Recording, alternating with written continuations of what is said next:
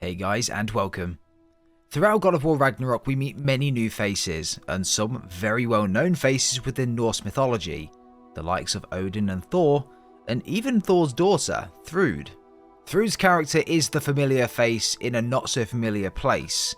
She befriends Atreus very early on, and even end up going on an adventure together to Helheim, and get to know each other very well throughout. Talking about how both of their parents kind of keep them on leashes, don't really like for them to wander off and get themselves into trouble. The back and forth between her and Atreus works very well in my opinion, and her authoritative side does come out when her father is in the mead hall a bit later on into the game, after he'd promised her and Sif that Thor would stop drinking. Obviously that didn't happen and he broke that promise, and you could tell she just simply had enough. Today, I do want to talk about what happened to Thrud at the end of God of War Ragnarok, where she might fit into future story, and even a little bit about her backstory and why she is the way that she is.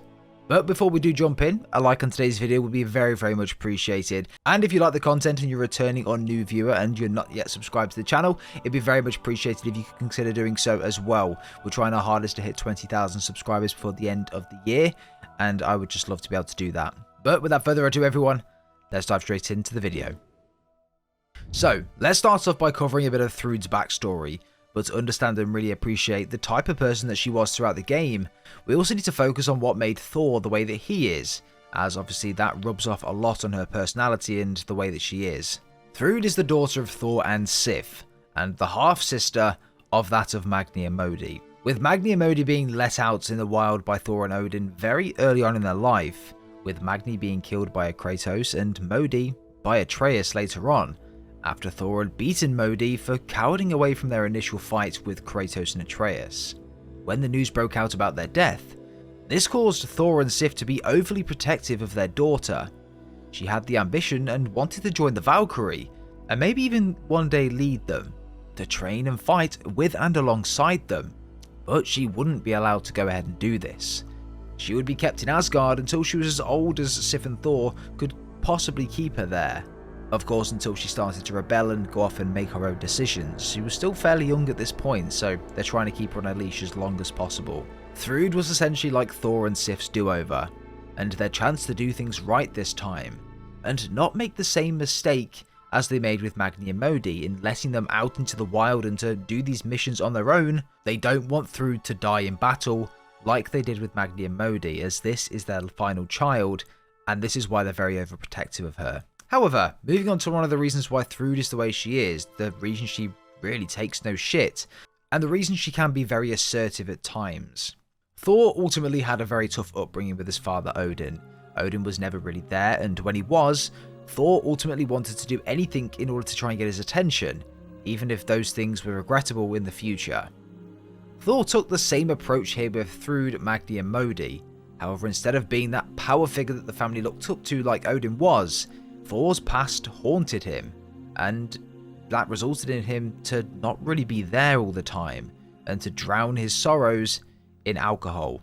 The sad reality of the matter is that Odin probably didn't really feel that love or affection towards Thor, and with Thor probably only feeling as though he's being used as some form of combat asset, probably can take a toll on someone's mental health, feeling used and useless.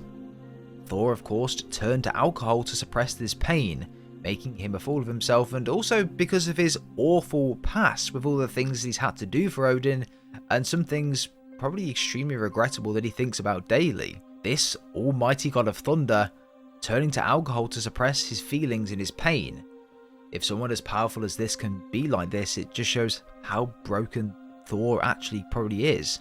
Just before we do move on from this topic though, obviously mental health is a real thing, and someone watching this video may very well relate to this exact same thing. I've had my down days personally, and many of them, I can tell you that for a fact. I know that a lot of you guys may have had them too, but it's important to not keep it bottled up, and you need to speak to someone. Don't be embarrassed to do so. There are so many people around you, that some that you may not even realise, that would be very grateful if you had spoken out to them or spoke to them about anything that you're having problems with or any issues you encounter. Honestly, it may not seem like the right thing at the time, but it will be like a weight lifted off your shoulders, so make sure you talk to someone if you're going through that as well. Thor promised Sif and Thrud that he would stop drinking. be more present and be more like a father. This is why we don't really see him touch a drop of alcohol at the start of the game when he sits with Kratos. And of course, this is why Odin drinks both of the cups that he pours out. Even at some point in the campaign where Thor and Odin are having a conversation, and Odin comes back and says to him that he prefers him more as a drunk, referencing that Thor's carelessness as a drunk is probably one of the things that has led him to do some of these destructive things, and without him being drunk, he's got more of a level head, which is why the comment was made by Odin there. However, on our final trip to Niflheim, we needed to go with Thor to this one specific location, with it being a primordial realm. We go to find him with Thrud, and unfortunately find that he's returned back to his older ways. Thor was in the mead hall drinking his heart out.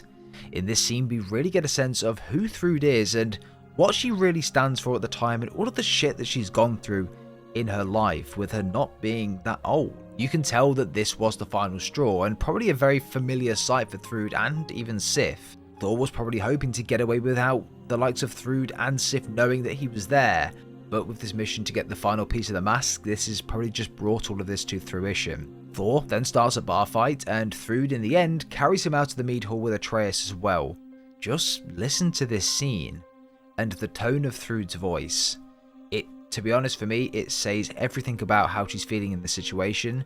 The tiredness of constantly revisiting this, the fact that Thor is never really there, and when he is, he says one thing, but then it always ends up back into the same situation. Thor?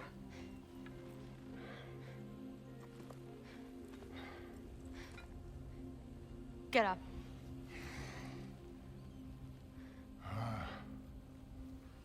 Thrudy. You are going to Niflheim with Loki. Allfather's orders. You have to get up. I know you're disappointed. Disappointed? No. That was a glorious fight.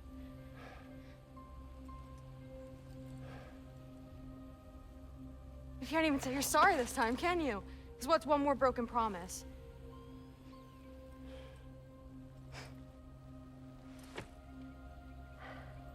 Grandfather treated you like crap. You were struggling. I get it. But you can't just...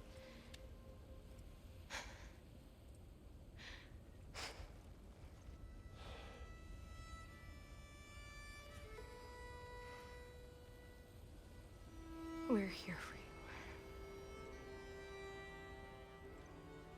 Mom and I are here for you. Even when you're here. We love you. You know that.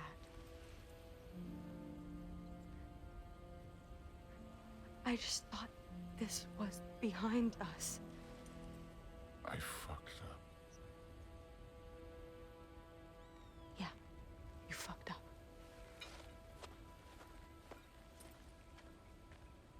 Look, Thrud has had a very difficult upbringing and having to deal with her father's drinking problems, and to see him in this state, and not to mention also to see him constantly be belittled by his father Odin, and him just being a bit of a mess at the time. And unfortunately it wasn't the first time that she'd seen this. Even for Thrud to just understand later on in the game that Odin was a monster, and even throughout her trip to Helheim with Atreus, listening to some of the things that Atreus was telling her and some of the things that she didn't believe would ever be true, with Sif also coming to this realization and joining our forces as well. To even see Thor do this at the end. Thor was a prisoner to Odin his entire life, someone that was used by Odin to get what Odin wanted, never appreciated, only used for that matter. This is why when Kratos and Thor spoke at the end of the game, he finally realized what he was like, and what a mistake he'd made following him all this time.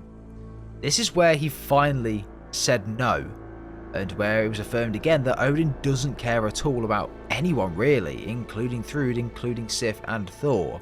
Odin stabbed Thor with a spear straight through the chest, and literally had no remorse, because in Odin's words, it had to be done. We see Thor look over at Thrud before he whittled away.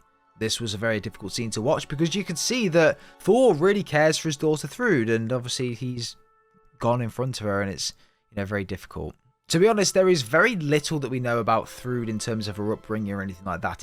Most of this is just interpretation, but it's very clear interpretation in the way that Thrud speaks, in the way that Thor is as a character. And to be honest, you need to understand what Thor is like in order to understand what Thrud is like. And this is why I've spent so much time going over Thor in this video as opposed to Thrud, because you get a real understanding of who they both are, with the likes of how Thor has potentially been as a father and what he's like with his drinking problems too.